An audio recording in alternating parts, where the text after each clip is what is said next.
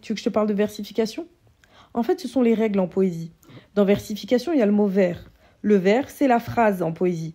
Il peut y avoir en poésie qu'il y ait deux phrases qui se suivent et qui se terminent par le même son. Et on va appeler ça une rime. Il y a différentes sortes de rimes. Les lettres, en fait, si tu veux, c'est pour t'aider. Il y a les rimes suivies, tu vois. A suit B, B. Donc, tu auras le même son dans les deux premiers vers, A, et un autre son dans les vers suivants, B, B. Il y a les rimes croisées. Tu vas avoir un premier son dans le premier vers et un deuxième son dans le deuxième vers. Dans le troisième vers, tu auras un son en fait qui sera le même que celui du premier vers.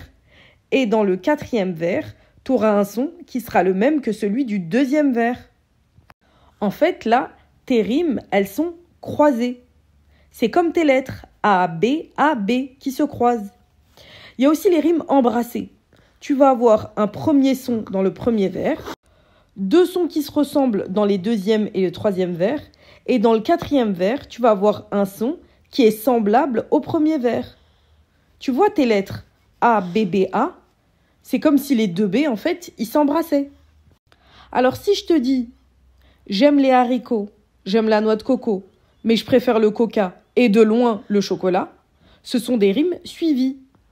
Haricot et coco, avec le son O, ça rime et ça se suit, comme les lettres A.